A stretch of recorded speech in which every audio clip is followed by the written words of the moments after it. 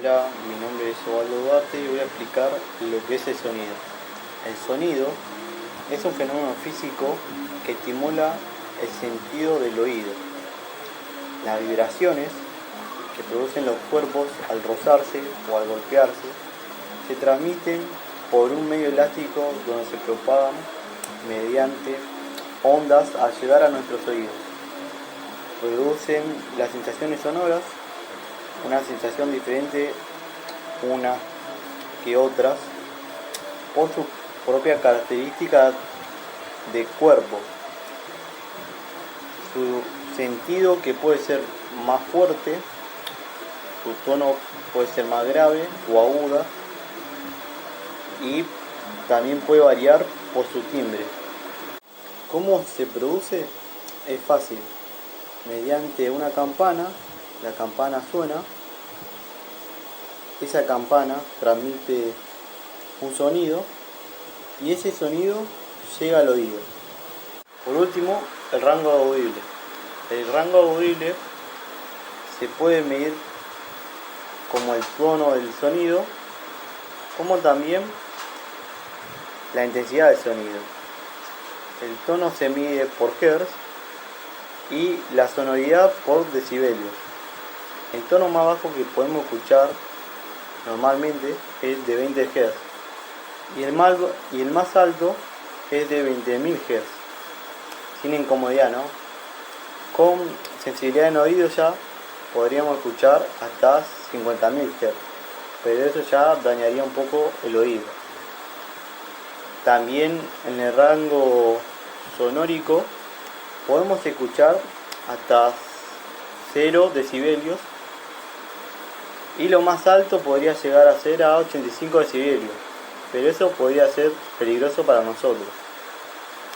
Lo más importante de esto es no pasarse de esos límites porque podría dañar mucho al oído y eso tendría muchas consecuencias.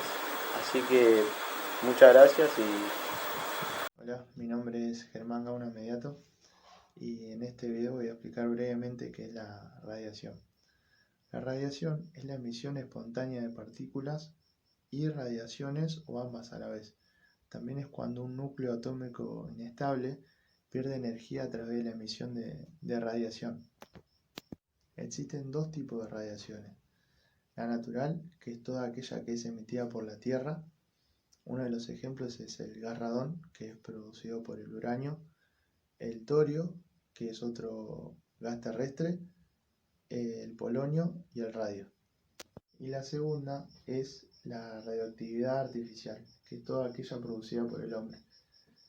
El humano usa esta radiación para la medicina, la industria, la agricultura y para la minería.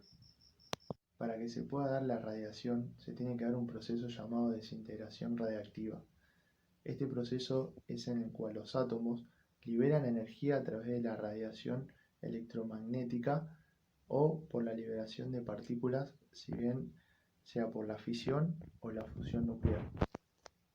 Este tipo de fusión o fisión se da gracias a que un neutrón se desplaza a grandes velocidades y choca contra el núcleo de un elemento de peso atómico elevado y ésta se divide en dos de peso atómico intermedio. Estas liberan dos neutrones donde chocan contra otros núcleos y se va generando un efecto en cadena. Estos núcleos de átomos radioactivos emiten tres partículas: las alfa, las beta y las gamma. En las partículas alfa su núcleo atómico es inestable debido a la cantidad de protones que tiene. Con frecuencia logra esta estabilidad emitiendo un núcleo atómico de helio con dos protones y dos neutrones. Su radiación es poco penetrante y puede ser absorbida por un papel. En el segundo lugar se encuentran las partículas beta. Estas se producen en base a un flujo de electrones que se da en la desintegración de los neutrones que se encuentran en el núcleo atómico. Estas partículas son un poco más penetrantes que las alfa y pueden ser absorbidas por una hoja de papel aluminio. Y en tercer lugar se encuentran las partículas gamma. Estas son ondas electromagnéticas de mucha más energía que provienen de la reestructuración de las capas profundas de los átomos. Su penetración es más grande y pueden ser absorbidas por una pared de hormigón. Muy bien, ahora voy a explicar la fórmula de la desintegración radiactiva, en donde n es igual a n sub 0 elevado a la menos lambda por el tiempo. ¿Qué quiere decir esto? N, es la cantidad de núcleos que hay que desintegrar. N sub 0 son la cantidad de núcleos iniciales. E son la cantidad de núcleos desintegrados y menos lambda por el tiempo es la constancia en el tiempo que tiene la desintegración radiactiva.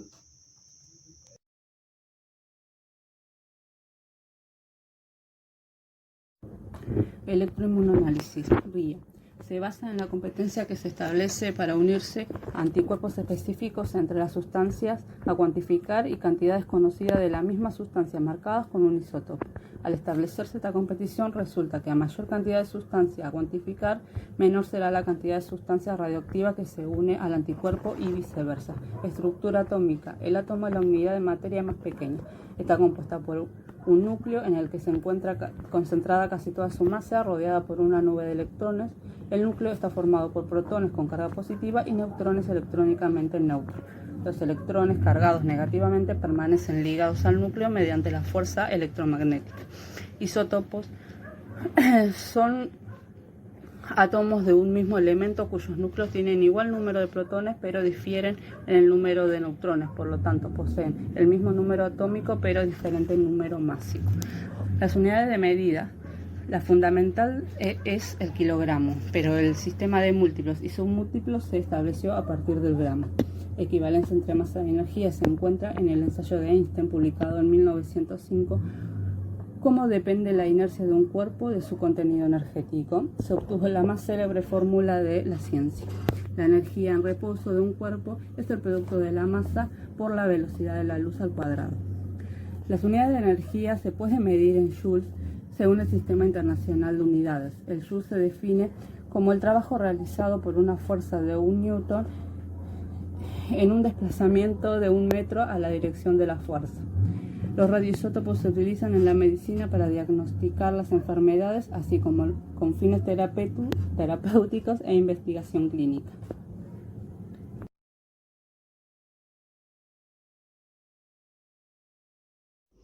Hola, mi nombre es Yamila Funes y voy a explicar brevemente lo que es la luz y la luz láser como uso terapéutico. Bien, la luz es un agente físico que utilizamos nosotros para hacernos referencia a la claridad que irradian los cuerpos o a una fuente de energía eléctrica. Bien, existen diferentes maneras en las que se propaga la luz. Por ejemplo, existe la energía lumínica, que es la luz de casa, por ejemplo, que es la que todos conocemos, o la que es energía de fuente de alimentación, que por ejemplo podría ser el sol, que es la luz que propaga el sol le sirve a las plantas, a diferentes plantas como alimentación.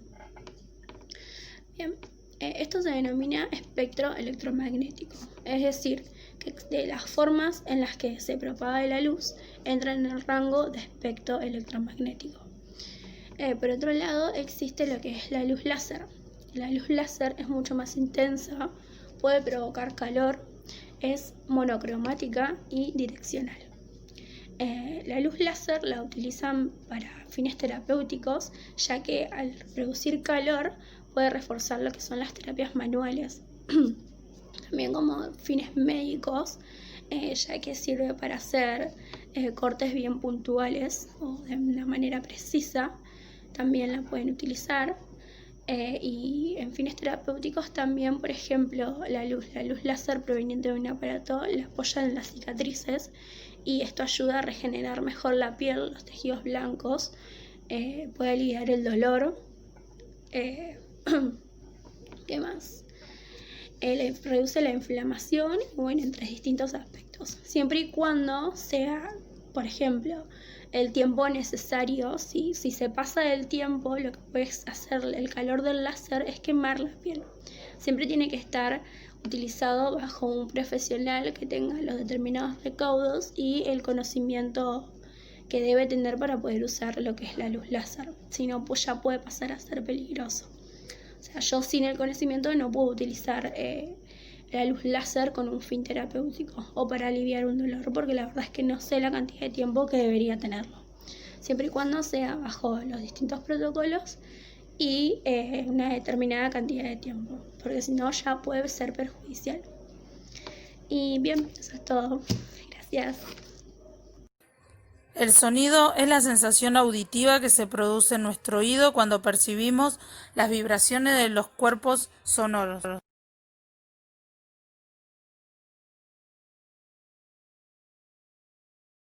Generalmente se utilizan 4 cualidades subjetivas para describir un sonido musical: intensidad, tono, timbre y duración.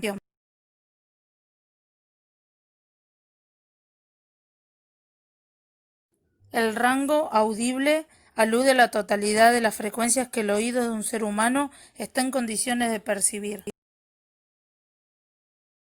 La audiometría es el estudio que se realiza para valorar el umbral auditivo.